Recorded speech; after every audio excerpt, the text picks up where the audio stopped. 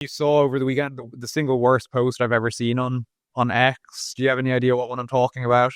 That doesn't narrow it down at all, unfortunately, no. Yeah, no. So the one I'm thinking of, and of course I'm using a bit of hyperbole here, but it's the late show's tweet where they said Holly Cairns is in the building with the sort of raised hands emoji, like raising the roof, and I was like, is anyone surprised she's in the building? Like, was this unexpected? This idea. So it's like, is this sort of? Again, I don't know whether it's Ireland's parochial nature, as I said, or whether the fact that we have a fairly small pool of these people to draw, or at least the people in the position of a authority who run the controls of the platform seem to think they have a small pool to draw from, and therefore they don't look beyond them.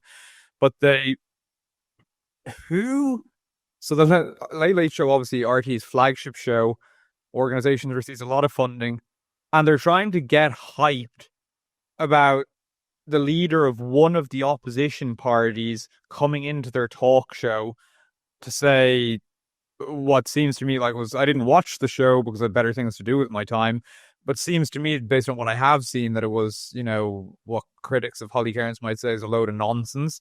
And yet they're trying to hype her up like they got Beyonce or something like this to fly in from the US. So You know what? yeah, Maybe the shock, maybe the surprising kind of novelty was not that they were having Holly Kearns on, but that they were not having Mary Robinson on. Maybe that was the new kind of yeah, shock yeah. value. Yeah. Yeah, I saw it, and like I drafted the response, and one of my kids, thanks be to God, distracted me from spending time on X outside of work hours.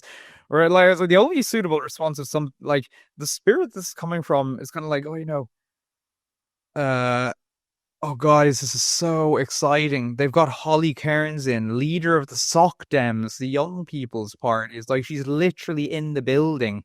It's like it's just this vapid, um, yeah, D4 to use the term, even though, my accent might not distinguish me particularly well from that crowd. Hype that is completely disconnected from the rest of the country. Like, no one cares that you got Holly Cairns other than, Holly Cairns' dedicated supporters, which is admittedly fairly limited in number.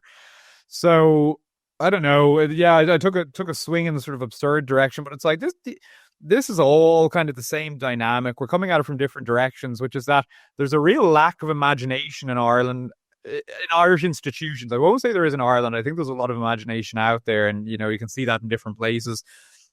But the institutions and the people in the institutions are looking at the same sort of narrow selection of people, the same narrow selection of views.